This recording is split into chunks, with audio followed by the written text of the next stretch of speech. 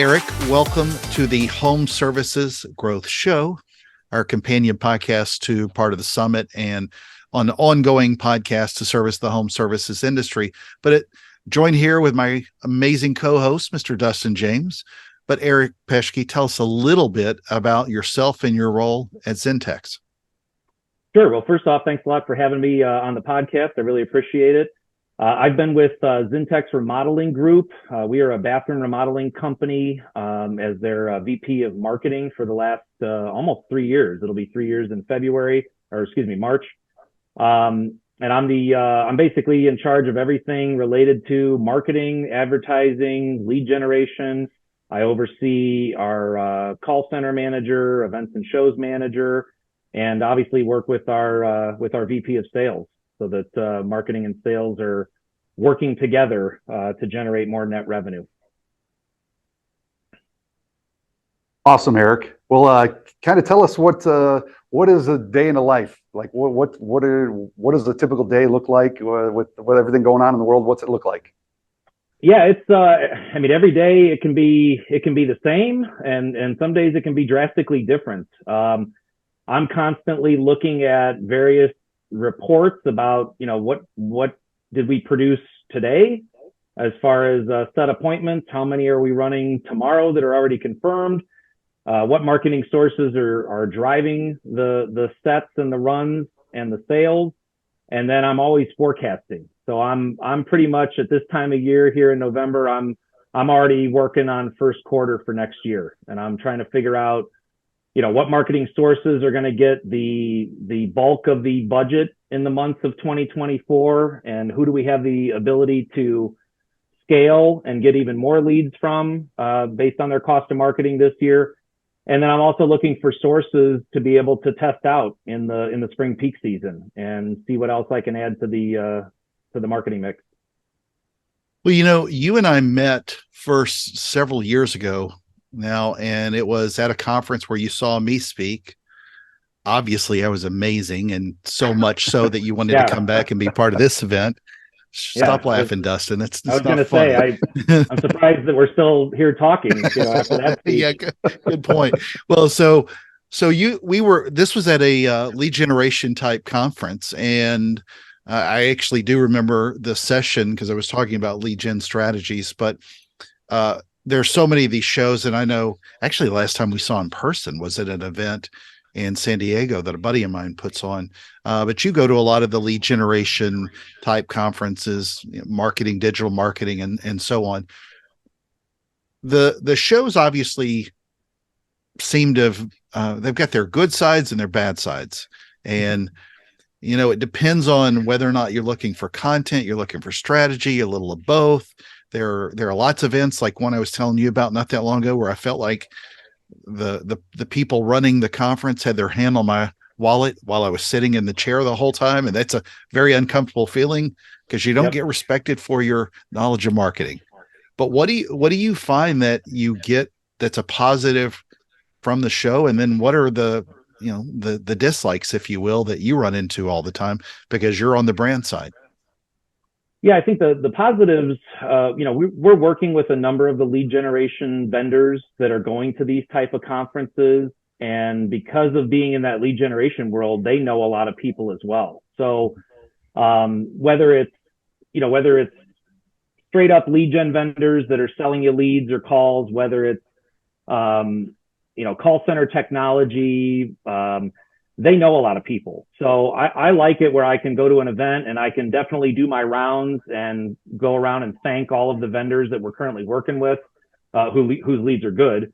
And make sure that they know that I want more of what they're producing and that I'm really happy and we appreciate their business and their help. And then also looking around and trying to find, okay, who's here that I've never seen before, who's worth talking to. I pretty much operate on the mentality of I'll never say no to a call or a Zoom meeting or a conversation because I don't know what I don't know. And I'm willing to test certain sources and, can beat them up on the cost per lead or cost per transfer or whatever a little bit and get kind of a test campaign running to then see if there's something there or not. So I utilize a lot of the conference time to be able to do that and just meet people within the business, meet with other, marketing managers that work for other companies to find out what's working for them, what kind of strategies, what kind of sources are they using. So that's the fun part. The content of the conference, and I think, the mentality that you guys are going into to put on the conference is going to be refreshing, because I think a lot of times they get speakers up there that basically just get up and get on their soapbox and they just talk about how great they are at themselves and their company, and then there's never anything that's of substance that the people in the crowd can take back to their $1 million a year business, $10 million a year business, or $50 million business, and be able to implement. Part of that I understand, where it's like, yeah, they don't want to give away necessarily any kind of secret sauce, but I'm looking forward to doing the presentation at the conference, that hopefully they will see, wow, this guy had a lot of really good information or things that we should be doing that's going to help us squeeze every dollar out of every lead that we buy. And that's the way I'm coming at it.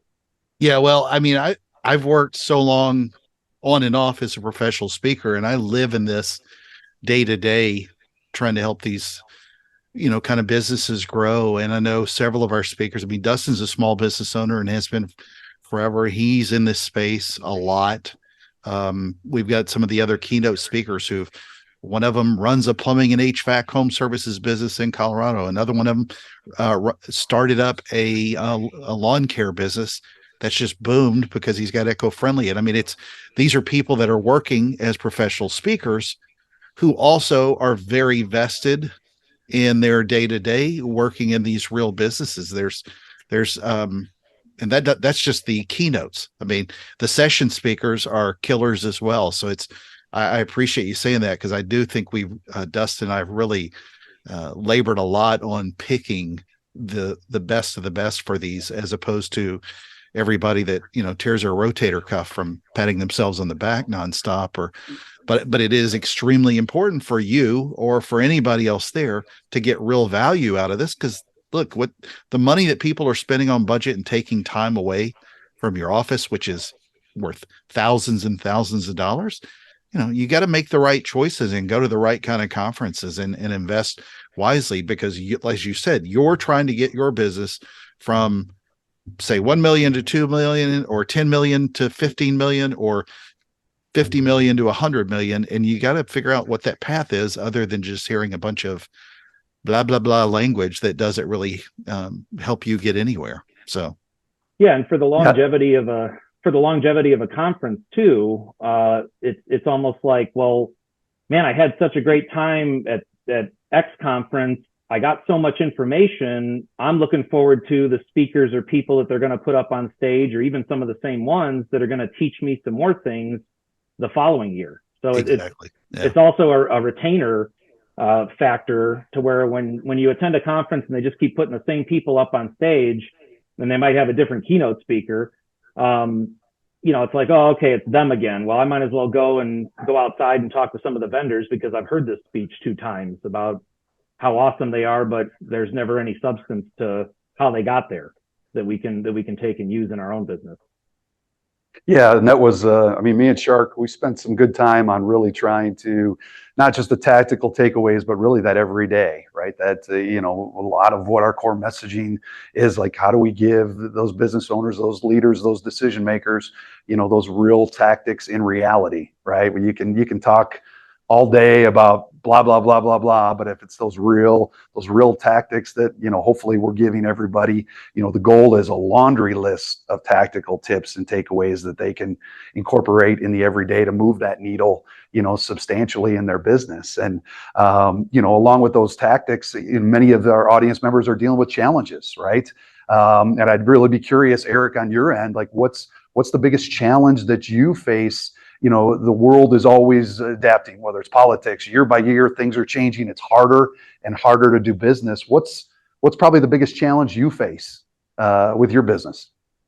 There's a number of different challenges, and they come kind of it can be seasonal challenges. It can be every other year. I mean, like right now, in 2023, with it not being an election year, we've been running a lot of TV, and the TV's been doing very, very well. My strategy next year will be different. I pretty much have to try to run TV in the first 6 months of the year and get while the getting's good, when people are going to see me and they're not irritated about flipping on the TV. When we go into the fall election season, you know how much people are going to look forward to a bathroom remodeling ad because it's not a political ad. Though that's a good time. They have to have the TV on though. That's the thing is they have to be watching broadcast, or I've talked with a couple other people about OTT and streaming and things like that, and I don't know if there's enough data out there yet where they haven't been able to give me somebody in my industry that is done really well with it to talk to as a reference. So I'm kind of hanging back a little bit and letting them figure out okay, what's the secret sauce to being able to do that. But yeah, it's as we've grown, as we've added more markets, I've got my core group of sources that I'm always able to turn on, but then every market's a little bit different in what works in each market, and being able to run it long enough to then have enough data to show, okay, this is the secret sauce in that particular market of our marketing mix that works. And then it's really a matter of like, well, how can we get the best ROI out of that market based on the specific sources that are working. And once I know that I've tested something long enough to have enough data and it hasn't moved the needle, then I have to move off of it and try to put that money someplace else where I can get a better ROI on it. So I'm always, I'm always testing certain sources. I'm always trying to figure out, okay, will this work better in this market? What variables can I change in certain campaigns to move the needle a little bit? And once I figured like, okay, I've run out of variables to change. This just isn't working. I have to then try to move that money to someplace else. So it's always a matter of, testing and, watching the data, making sure the lead vendors are optimizing on their end. But then, at some point you just kind of have to say like, hey, this isn't working. And I'm very fortunate in that my challenges are probably a lot smaller than a lot of companies because of the sales team that we have. I mean, I'm very fortunate where if we get them into the home where they've got 60 to 90 minutes and all homeowners are there, they can flat out close. And a marketing manager is only as good as the sales team that's going out there and running the appointments and selling. So, I think one of the other challenges that everybody is experiencing right now based on the current economy is, the fact that finance decline rates are at an all-time high.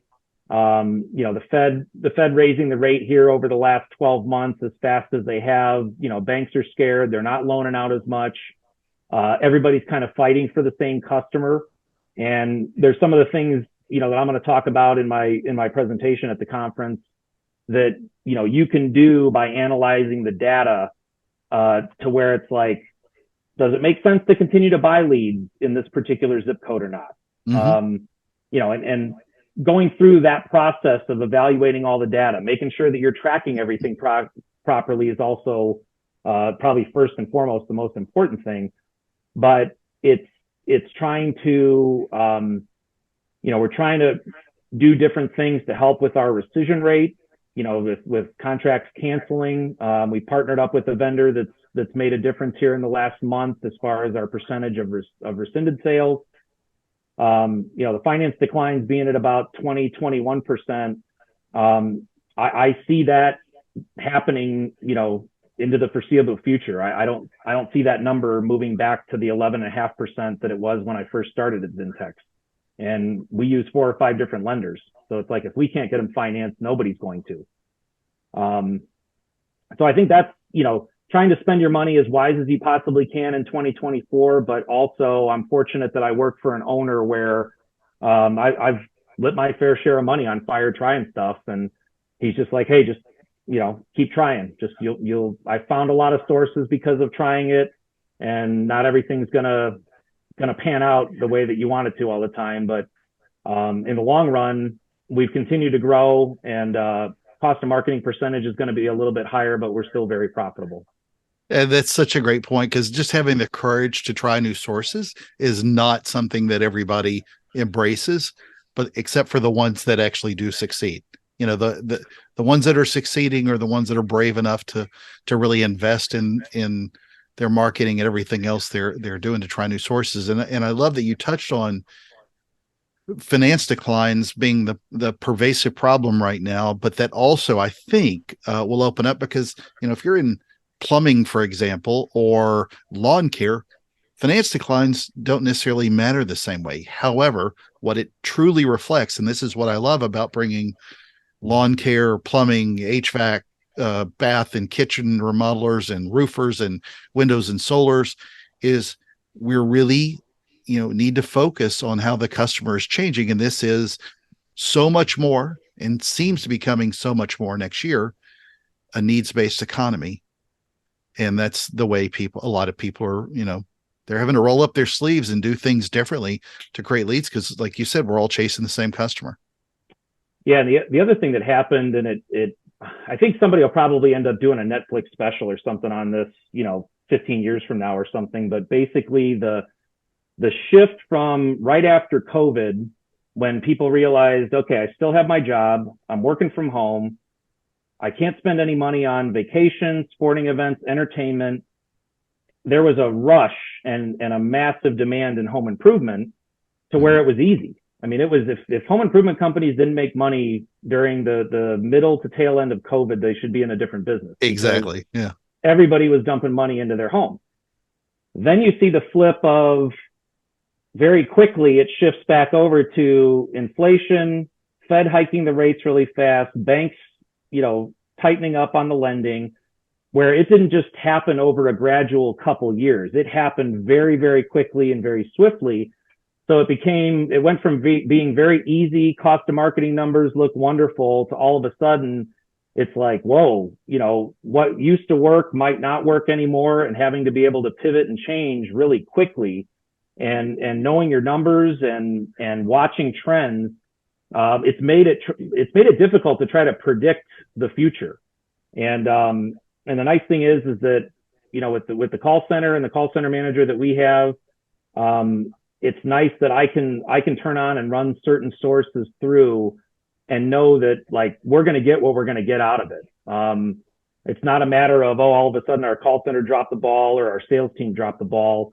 It's pretty much like, if we couldn't make it work, more than likely the lead quality just wasn't there. And that's been nice for me to be able to turn on, sources faster and be able to test things and generate more net revenue off of it. Well, two last questions.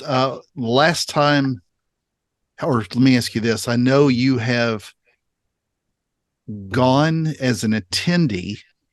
You have been to a venue where a shark spoke. This will be your second time, and then there will also be sharks in the aquarium. So this will have me involved again.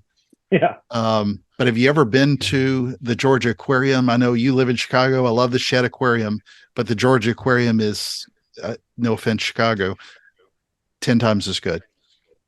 No, I haven't. I haven't been there before. I'm really looking forward to being there. And then this will actually be my, other than a previous employer, this will actually be my first speaking engagement at a conference like this. So I'm really excited. And I hope that, I hope that the information that that I'm able to give is something that people in the crowd are like, man, I'm taking notes on this. I always encourage everybody when they go to conferences, where once you've gone through and you've taken your notes, you almost need to take a sticky note and write down 1, 2, 3. And the reason to use a sticky note is because it's small. You cannot fit very much on it. And it's like, you could take all the notes that you went back and you go, oh my gosh, we've got so many problems that we've got. Look at all this stuff that we have to fix. And I always look at it as, take the sticky note and write down, what can I make the biggest impact by changing or doing the fastest? And write 1, 2, 3, and then do those 3 things. Because If you put 15 or 20 things down on a piece of paper and try to do all of them, you'll be mediocre at best at all of them. Where if you can focus on the top 3 things, be great at those, then go back to the sticky note and write 4, 5, 6 and figure out your next ones and then execute those. Second question is, just because I'm extremely competitive, who would you rather see speak on day one, me or Dustin? Just say both. What day am I going? I can't tell you yet. Great answer. Great answer. Great answer. Sharp knows I don't show up. We will be there. We will be there and there and applauding and supporting you. So I'm looking forward to it as well. I know you're a professional speaker and everything like that, but I would say that you'd probably rather go first before I get up there and go and blow everybody's minds away versus coming behind me and everybody's, disappointed when you get done. So. Not at all, my friend. Not at all. You're going to bring some great knowledge. Dustin, thank you again for being a part of the show. And Eric, I know Dustin and I both cannot wait to see you there at the event, February 27th, 28th at the Home Services Growth Summit. See you soon. Yeah, looking forward to it. Thanks. Thanks, Eric.